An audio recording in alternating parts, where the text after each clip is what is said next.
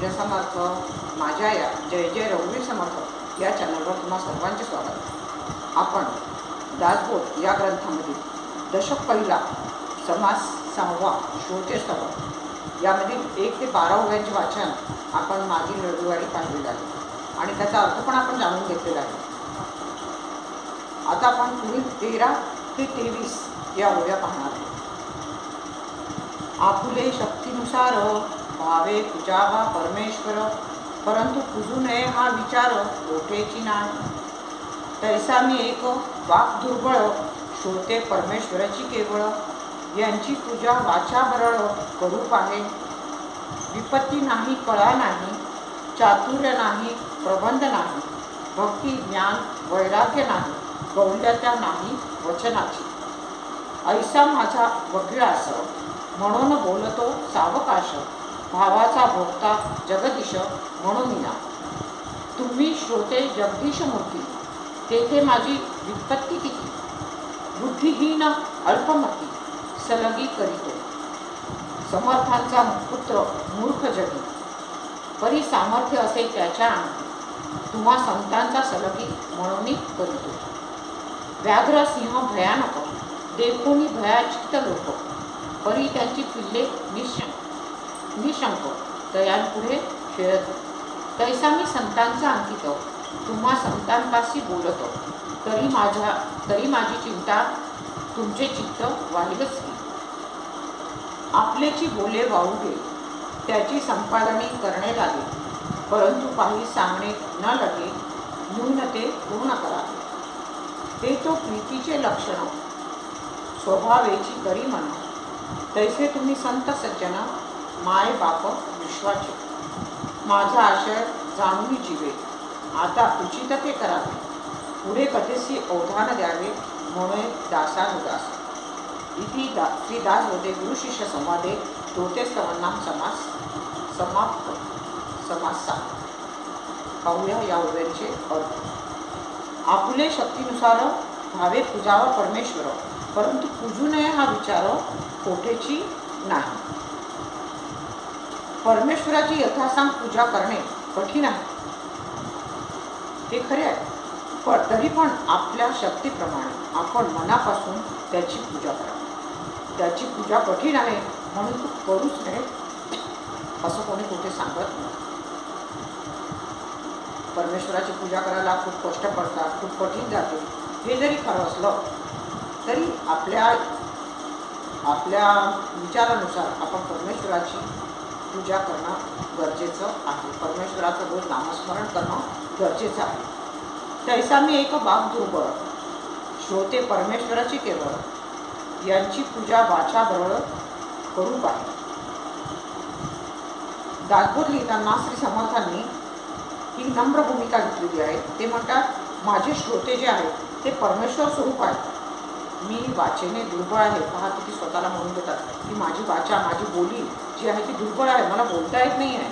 माझी वाचा जे बडबडेल त्या ओबडधोबड शब्दांनी श्रोते जे परमेश्वराची पूजा करण्याचा प्रयत्न करा. म्हणजे श्रोत्यांना सुद्धा त्यांनी परमेश्वराचं स्वरूप मानलेलं आहे. विपत्ती नाही कळा नाही, चातुर्य नाही प्रबंध नाही, भक्ती ज्ञान वैराग्य नाही, गौल्यता नाही वचनाची. ते पुढे म्हणतात, वास्तविक मी कसं आहे ते पहा. माझ्यापाशी पद्धतशीरपणे अभ्यासाने येणारी विद्वत्ता नाही आहे, कला नाही आहे, चातुर्य नाही आहे, मला व्यवस्थित मांडणी केलेला ग्रंथ लिहिता येत नाही आहे, माझ्यापाशी भक्ती ज्ञान वैराग्य नाही आहे आणि मला सुंदर शब्दरचनासुद्धा करता येत नाही आहे. तरी तुम्ही श्रोत्यांनी मी जसं काही लिहिलेलं आहे ते गोड मानून घ्या. ऐसा माझा वाग्व्यास म्हणून बोलतो सावकाश, भावाचा भोगता जगदीश म्हणून या. माझा जो वाङ्मय प्रकार हा असा आहे, पण पूजा करणाऱ्याच्या प्रेमाचा रस ईश्वर सेवन करतो म्हणून मी स्वस्थपणे ग्रंथ लिहिण्यास प्रवृत्त झालो आहे. माझ्या शब्दरचनेकडे तो पाहणार नाही. जो पूजा करतो तो भक्त, परमेश्वर पाहत नाही त्याने पूजा कशी केली. तो नामस्मरण करत आहे म्हणजे तो भक्त ठरला. म्हणून ते म्हणतात की परमेश्वर माझ्या या शब्दरचना कशी झाली इकडे पाहत नाही आहे, तर माझ्या हातून जे कार्य तो करून घेत आहे. तुम्ही श्रोते जगदीश मूर्ती, तेथे माझी विपत्ती किती. बुद्धिहीन अल्पमती सलिगे करतो. ते श्रोत्यांना म्हणतात आहे, आपल्यापणाने विनंती करतात आहे, तुम्ही श्रोते जे आहे ते प्रत्यक्ष परमात्मा स्वरूप आहात. तुमच्यापुढे माझी विद्वत्ता केव्हाही अपुरी पडेल. मी मंदबुद्धी आहे. माझे जे विचार आहे ते प्रगल्भ नाही. मी तुमच्याशी सलगीने वागत आहे. समर्थांचा पुत्र मूर्ख जगी, परी सामर्थ्य असे त्याच्या अंगी. तुम्हा संतांचा सलगी म्हणून मी कळतो.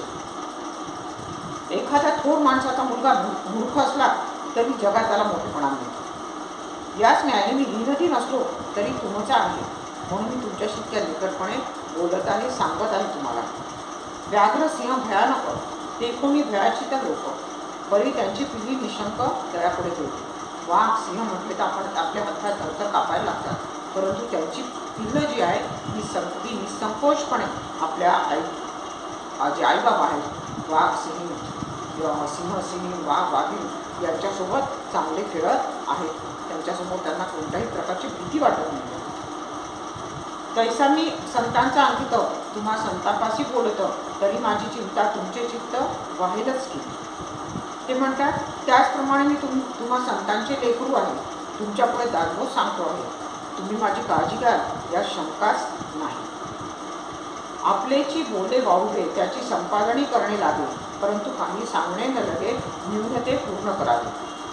न्यून म्हणजे कमीपणा, ते पूर्ण करून घ्या. आपले पोर जे आहे ते काही बाबा बोललं तर मायबाप त्याला सांभाळून घेत असतात. ते तसे करा म्हणून त्यांना सांगावे लागत नाही, ते त्या मुलाला सांभाळून घेतात. तसे दासबोध सांगताना मी जर काही भावते बोललो तर तुम्ही संत आपण म्हणून ते सांभाळून घ्याल.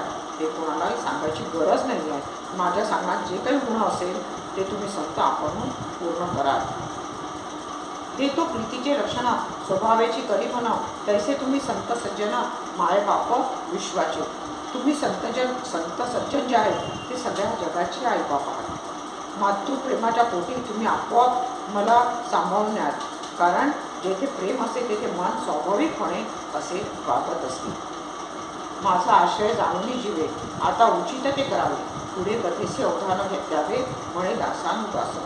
माझ्या मनातील हेतू तुम्ही आपल्या मनाने ओळखावा आणि जे योग्य असेल ते करावे. पुढे येणारा विषय मनापासून लक्ष देऊन ऐकावा, अशी हा दासांचा दास रामदास तुमची प्रार्थना करत आहे. किती नम्र भाषेत त्यांनी आपल्या श्रोत्यांना म्हटलेलं आहे की माझी वाणी चांगली नाही, माझं बोलणं चांगलं नाही, मला लिहिता येत नाही चांगलं, परंतु जसा परमेश्वर एखाद्या भक्ताला आपलंसं करून घेतो त्याचप्रमाणे तुम्ही मला श्रोते हो, तुम्ही संतांच्या स्वरूपात तुम्ही मला आपलंसं करून घ्या आणि माझं कुठे काही चुकलं असेल तर ते तुम्ही पूर्ण करून घ्या. खूप छान आहे. दासबोध वाचताना आपल्याला खूप गोष्टी लक्षात येत आहेत. आपण त्या आपल्या अंतर्मनी आपण त्या आचरणात आणायला हव्या. तुम्हाला जर माझे चॅनल आवडत असेल तर त्याला लाईक, शेअर आणि सबस्क्राईब करायला विसरू नका. धन्यवाद.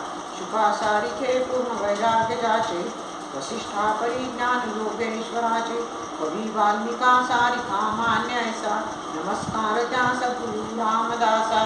जय जय रघुवीर समर्थ.